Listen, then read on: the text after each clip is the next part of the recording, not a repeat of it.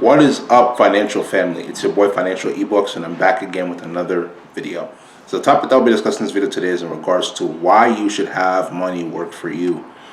The one thing that you have to understand is that at the end of the day, in this society, in the world especially, dollars, money, and different types of currencies, right, in the form of money, like I just mentioned, are constantly being printed, right?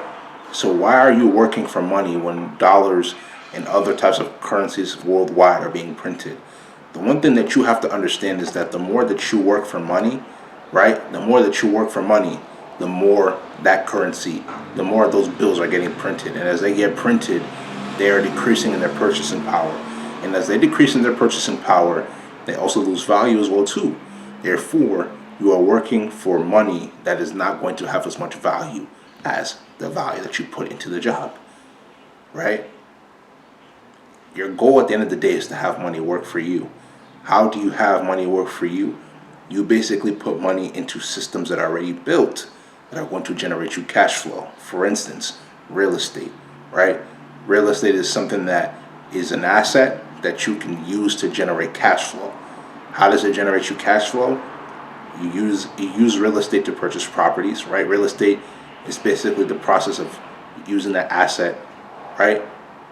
Asset, purchase properties, you fix them up, right? You have people live in there. You can either do it for capital gains, which basically means you fix up the house and you flip it and you sell the house, right? You buy it for a lower price, fix it up, sell it for a higher price. One thing you need to be cautious about doing that is in regards to paying capital gains tax at the end of the year, right? But at the same time as well too, it still generates you cash flow, right? Cash flow is going to be able to be generated by you having tenants live there, and monthly they pay you a certain fee. They pay you a certain fee in the form of rent. So, point is that you want to generate money in things that are going to produce cash flow for you, right? So real estate is another example, right? Another thing you can also use is investing in gold stocks, right? Investing in gold stocks is going to generate you monthly or quarterly dividends. I apologize. It's going to generate you quarterly dividends, right? So just by investing in gold, right, the gold stocks, you're getting quarterly dividends in the mail, right, or to your account, whichever process you decide to do that with. But these are things that you're basically using your money to do to make you even more money instead of you working for money. The goal at the end of the day is to have money work for you. And the only way that you're going to have money work for you is through generating cash flow. Cash flow is not going to come from you putting your money to things that are not going to yield you anything back in return, right? The goal at the end of the day is to have your money work for you. There's no point of consistently working for Uncle Sam, consistently working for the world while they are consistently printing paper money. The thing you have to realize is that not even only the United States, but let's bring up the United States in this situation. The United States is in so much debt, right? The United States is in so much debt, right? The United States being in debt makes it even worse because they continuously are printing out paper money. The more paper money they print out, the more the value of the currency is decreasing, as well as the purchasing power, right? And there's going to get to a certain point where that purchasing power is going to be so decreased, the value of the dollar is going to be so decreased that it's not going to be used as a currency anymore. They're going to switch to, or they're at least in the form of paper money. They're going to switch over to digital currencies in the form of Fed coin, yuan coin, right, for China, or other different ones, right, other different currencies. But it's going to be digital, which is basically going to make them to give you a digital wallet. When they give you a digital wallet, you have to understand that they're able to determine how much money they're going to give to you, what you can spend it on, and what you are actually spending it on, right? So the thing you have to realize is that as the U.S. moves more towards a digital dollar, the United States is moving more towards communism, right? Communism in the sense that the United States is going to start having stricter regulations on what you spend your money on.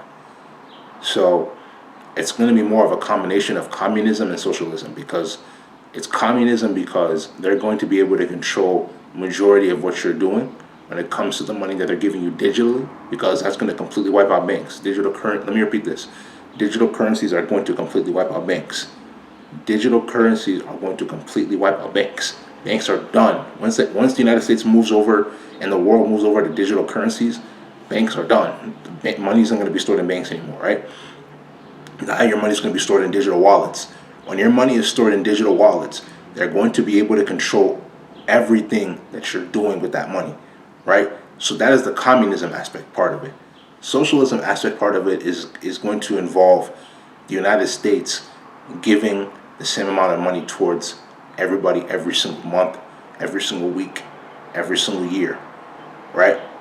It's basically going to be more of equality instead of equity, in the sense that they're going to be able to control how much money they're giving to each and every single person.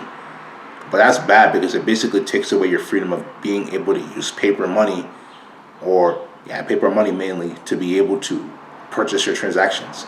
So they're going to be more into communism. So these are the things that are to be prepared for heading into the future, right? The United States is headed towards communism and socialism combined. These are the things that you have to be prepared for, right? So when they happen, it's not a surprise. But back onto the topic like we we're discussing, right? We have to be careful about everything we do, because at the end of the day, us working for money is only going to decrease our purchasing power. That is why it is best for us to invest in certain things, in certain assets specifically, that are going to be able to help us increase and maintain our purchasing power. Some of these assets include gold, silver, and crypto assets, right? The more you invest in gold, the more you invest in silver, the more you invest in crypto assets, the more you even invest in gold stocks as well too, right? Certain stocks, I'm not a fan of stocks as much. The stocks are more paper assets. I don't like paper assets, but point is that you want to, even real estate as well too, you want to invest in things that are going to generate you cash flow and are also going to protect your purchasing power as the purchasing power of the dollar and other currencies worldwide decrease.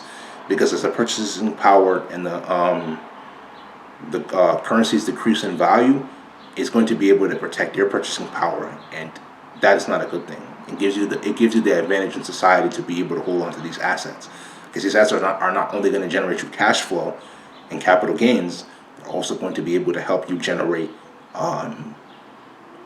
or not generate, but they're also going to be able to help you maintain your purchasing power and give you insurance. Because the reality of the situation is that the government is screwing everybody, right? The government is screwing everybody, and I'm talking about the world government specifically. The world government is at hand in order to be able to not tell us all the truth, and they don't want us to be financially literate and be financially educated and educated about what's going on in the world, especially with everything that's going on right now with inflation, right? Inflation prices are increasing, right? What they're claiming is that inflation prices are transitory, in the sense that they're only going to continue to be like this until everybody returns back to their jobs, but will never fully tell the truth, right? If you understand, it's because you understand. If you don't understand, you don't understand.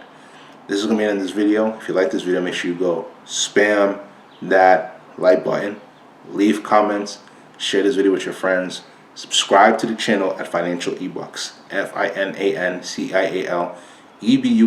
Tap the notification bell to get all the latest videos that I post. And this is going to be the end of this video. This is Financial eBucks. Catch you guys later.